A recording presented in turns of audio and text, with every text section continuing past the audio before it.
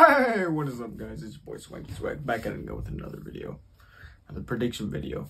And today we have some big fights. Or well, yeah, I'm recording this in midnight, but yeah, because I'm trying to get these videos out as soon as possible, especially when it comes to the prediction ones. And yeah, with that being said, let's get right into the video. And yeah, before we get into any of the other ones, we gotta get into the bigger one first.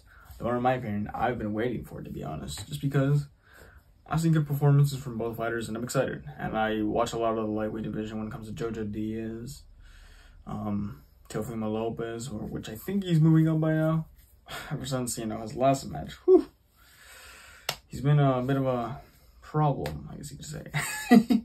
Not a problem. It's just, I think he's moving up weight classes, and I think that'll be interesting to see. But yeah, El Rayo Valenzuela, Isaac Cruz, Tank Davis, all of them are amazing fighters. But today, we will see Devin Haney versus George Kambosos. And I'll be honest, like I said, I'm hyped. Our prediction went a little back and forth for a while. But in the end, I chose one person. Obviously, I'm going to pick one person. In the end, I picked my person. And even after the weigh-in problems, I'm still going to stick with the decision, no matter what.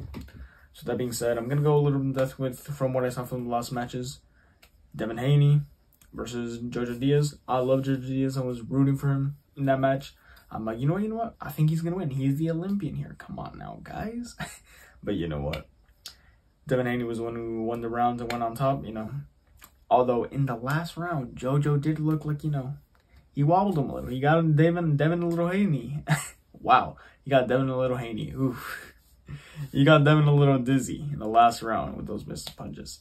You could say, made him do a little dance, whatever you want to call it. As much as I like to say, yeah, Jojo has power. He says to himself that he has power, he just hasn't shown us yet. And I'll be honest, I don't think he has it yet. Or at least he hasn't found the right way to use it yet. He hasn't shown it to us. So with that, somebody who doesn't have power gave it his all in the last round and managed to get, Devin a little low, a little dizzy. This kind of says something about what if a big hitter like Tank goes up against, because Tank wants to fight next if Devin wins. I'll be honest, I only see Devin on the canvas on that match. But again, now we go with Kambosos. Kambosos is a 20-0 fighter. 10 of them have been knockouts, so you can say 50-50. 50-50 when it comes to his knockout power. And his last fight with Tio is, I don't want to say his breakthrough fight, but it's the fight that caught everybody's attention. It caught my attention. I was predicting a Tio win, but it didn't happen. And even if Tio said he got robbed, I think we can all see that Kambosos was the winner there. He got the early knockdown. Yes, he got knocked down as well, but I wouldn't say he's much of a pressure fighter, but his combinations are really there, especially when he needs to be. He's a brawler. And I don't think Devin's going to be able to go up against that. So I think it's going to be a little similar to the Tio fight. I think he's going to knock him down maybe in the 4th round. Not a knockout. He'll knock him down, he'll catch him by surprise. And that's when Devin adapts a little towards the middle of the fight, 6th, 7th. That's when Kambosos comes back. I think he knocks him out one more time. Again, not going to be a knockout. And then we go to the final. We go to decision. I think it's going to be a split decision. Even though you could argue maybe it'll be unanimous, considering how he said it. He'd get most of the knockdowns in this fight.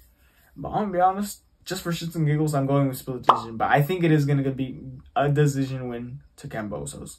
I'm just going with split just because I feel like they could give Devin one, depending on how he performs.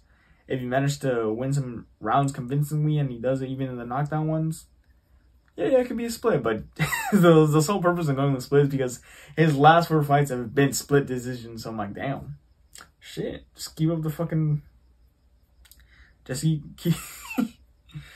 the pattern going. Just keep going with splits. But no, yeah. With all jokes aside, I do think Kambosos is going to be the one to come out on top. Although that weight cut, that was a little interesting. He didn't make the weigh in the first weigh-in. He went on there, took off his underwear, saw him take off his earrings too, and he didn't make it. He made it in 2 hours though. Can't remember what it was. I think it was 135 flat.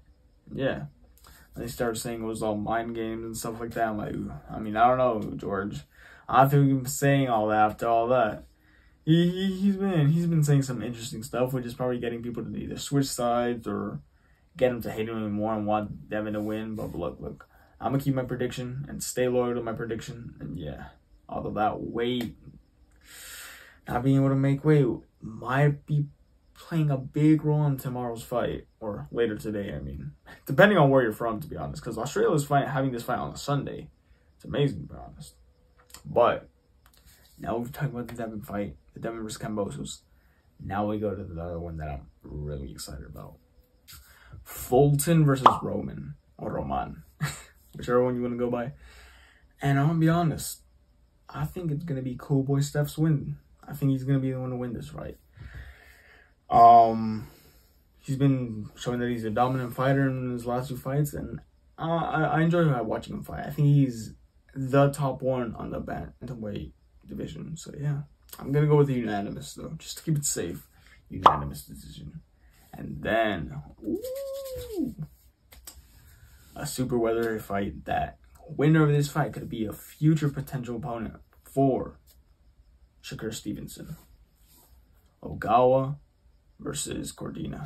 And I'm gonna be honest, at first I was going with Ogawa, but I think it's gonna end in late knockout from Cordina. I don't know, man. It's 14-0. Not gonna say just because, oh, you're not gonna lose anytime soon, but I've seen his last 2 fights. They seemed really good. Gave it his all. So I don't know. I think I'm gonna go with round 9 KO. Yeah. Let me know what you guys think. These are the 3 fights that are gonna happen. Well, the 3 main events. There's also, actually, for the Fulton fight, I think there's gonna be the co-main is really interesting. I'm really interested in that one, so I hope I can somehow tune in. Again, guys, I will be in Mexico again, so we're gonna see how this works. But yeah, it is Morrell versus Henderson, which is really interesting. Morrell is 6-0, and Henderson, I believe he's 15-1. I could be wrong, but yeah, it's interesting to see Morrell getting these good fights. It's gonna be good for his future for once, considering what Benavidez said last fight. You know, he knows he can get the Canelo fight. Oh, hold on, guys. Sorry. I gotta lift myself up. Anyways, he knows he can't get the Canelo fight anytime soon, so he's going off of 3 people: Plant, Charlo, or Morrell. And I'll be honest, at first I'm like, there's no way Morrell's gonna, compete with Benavidez yet. But to be honest, out of those 3, I think Morrell's actually the most likely one to be honest. Because Killer Plant, he wants to rematch with Canelo, which I don't think it will happen, to be honest. But he's fighting Durrell later this year. So depending on how things go, I think he beats Durrell. I think he does. But if he does really want the Canelo rematch, I'm sorry, man, he's going to have to go against Benavidez, which is going to be a tough fight for him. But we'll see how that goes, if he chooses that. And Charlo, man, he's not even in the super middleweight division. He wants to fight Canelo, but god damn, it baffles me on how he's not really taking any big fights even at 160. I used to like him a lot. That knockout, his famous knockouts got me. Oh my god, that's amazing! Yo, this guy's great. And I even used to say, you know what? I think he's one of the few that can actually beat Canelo. Maybe he can, who knows? But shit, the way he performs his last few fights, more like his last fight, and also the fights he's getting, shit, I don't know. He's fighting Selecki next, which is an interesting pick for him at 160. I feel like if he's not gonna get a Triple G fight, he should try to find out Andrade, maybe Jaime Munguia, or frick, even Eubanks Jr. That would be a good fight for him as well. Eubanks Jr. versus Charlo. That would be. I would love to see that fight. But again, I don't think we see any of these fights happen. But again, I digress. Morrell, I think that one's gonna be a late knockout as well.